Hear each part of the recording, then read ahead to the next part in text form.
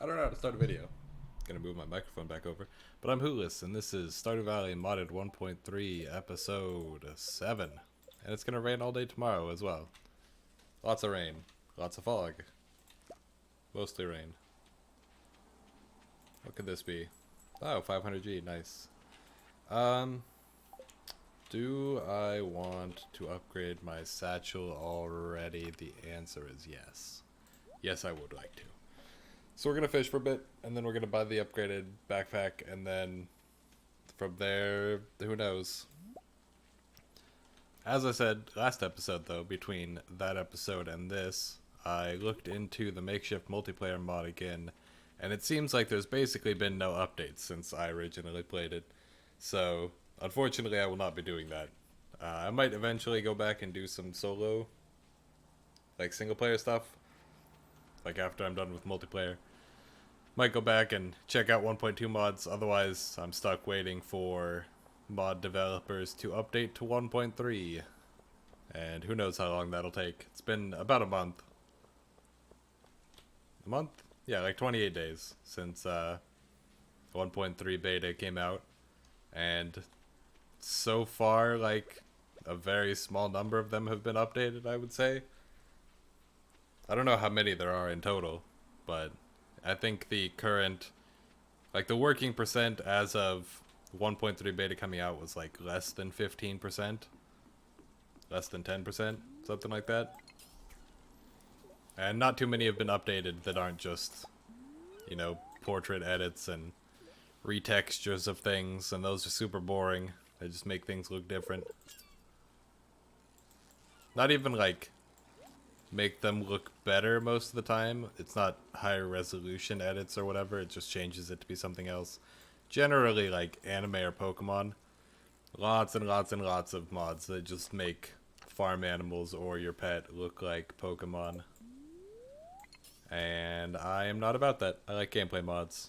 I like things that change how things work. Not only visually deep things.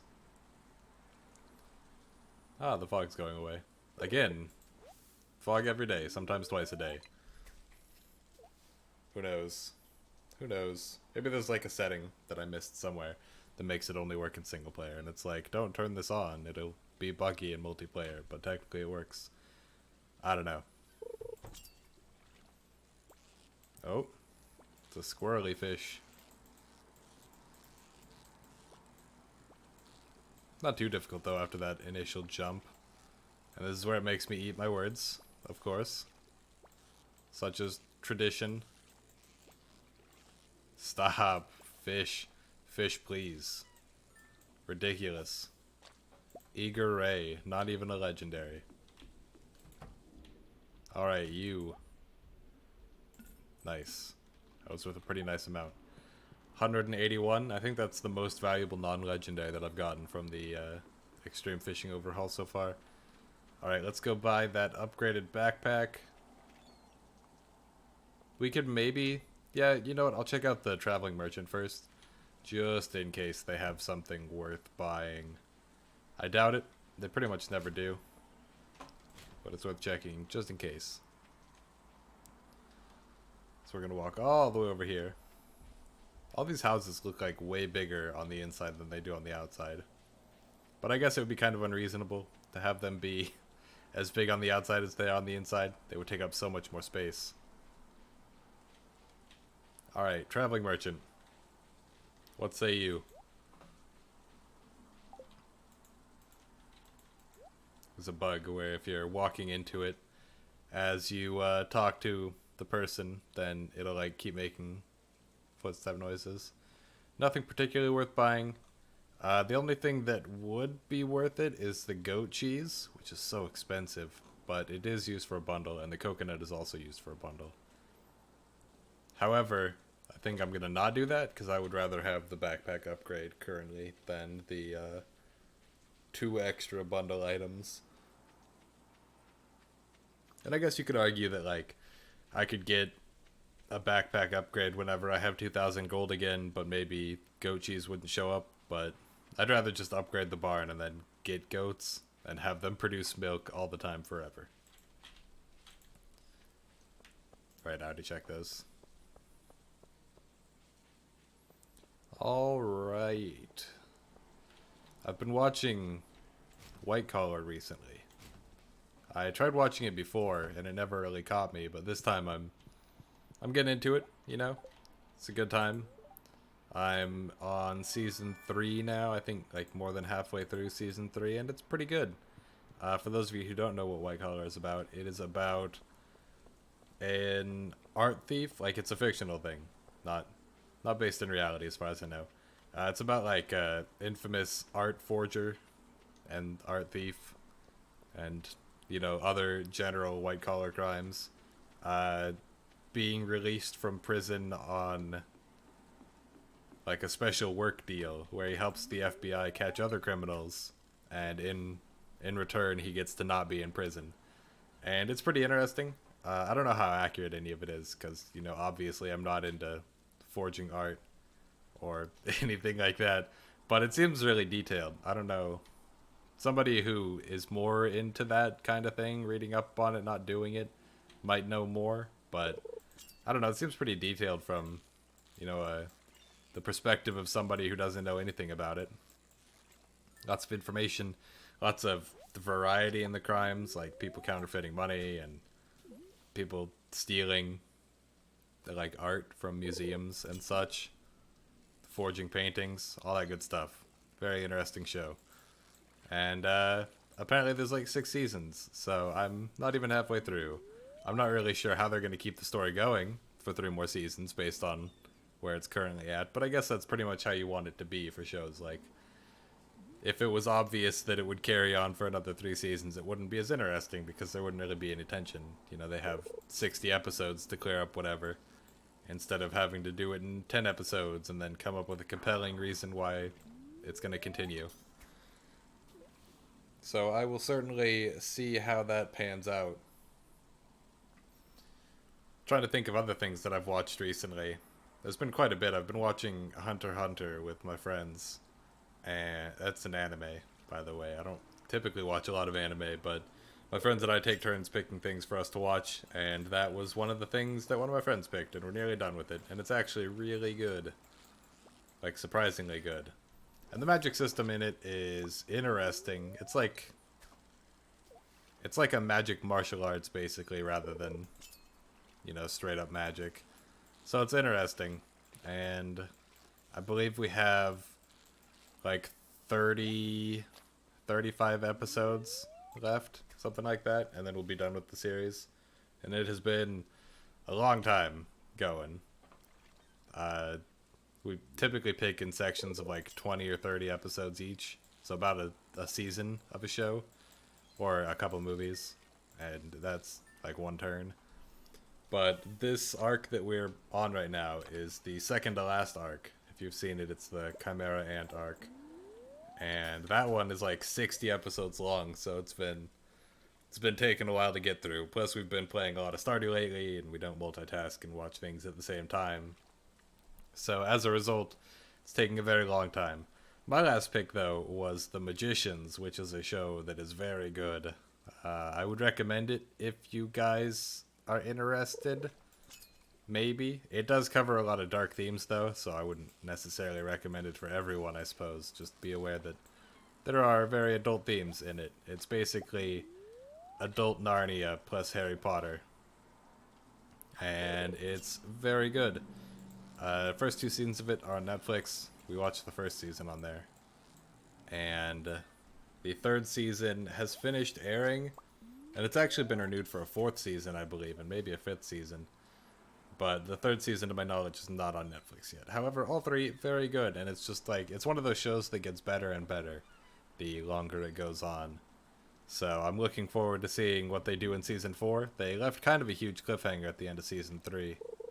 So it'll be interesting to see how they resolve that.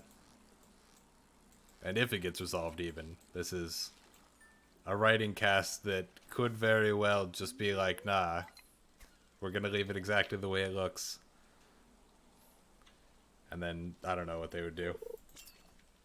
I'm sure they'll come up with something, though, and it'll probably be really good. It was, I think the 3rd season had like 100% on Rotten Tomatoes or something like that. just crazy high.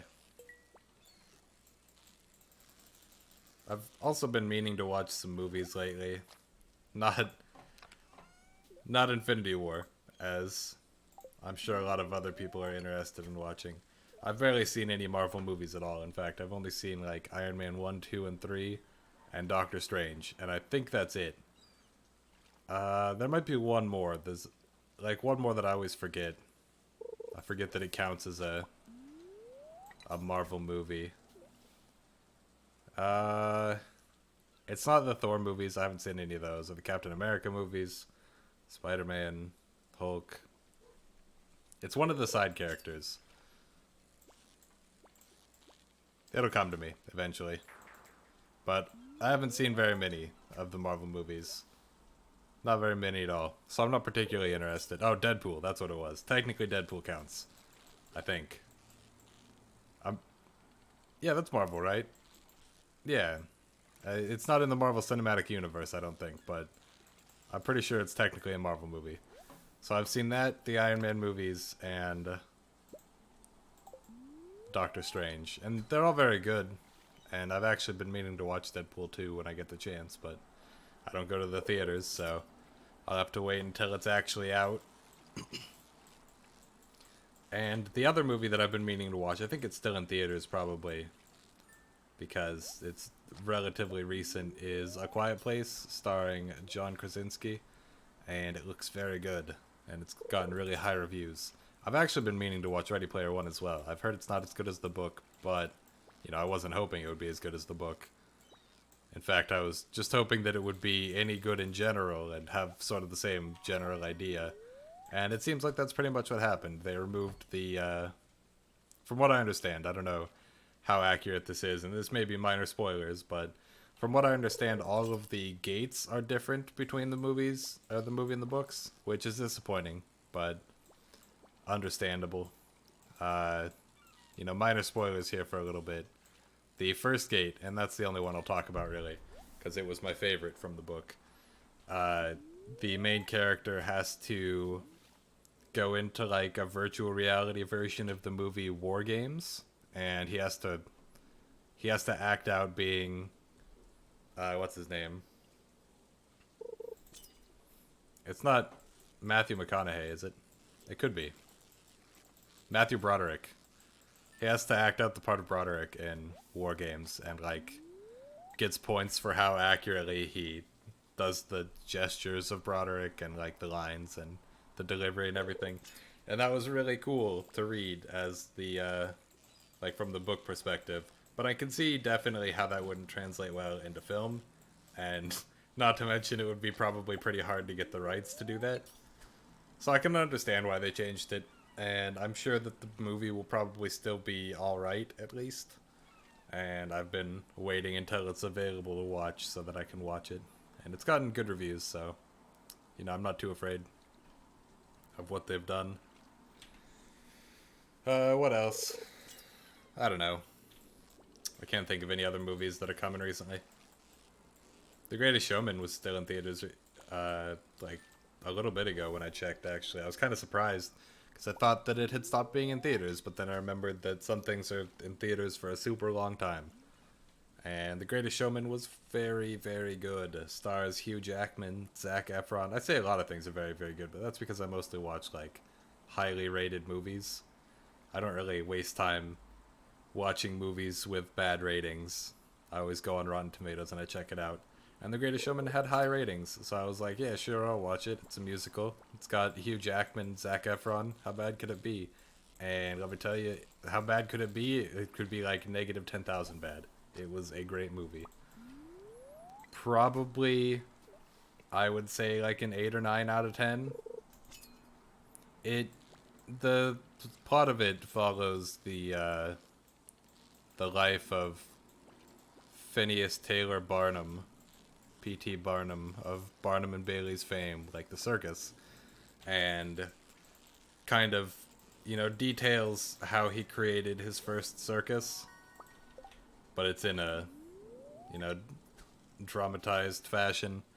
So it's not exactly how it went in real life, and it kind of paints an idealistic picture of him, when in reality, apparently, he was a bit of a dick. But, you know, for those shortcomings, it was a pretty decent movie.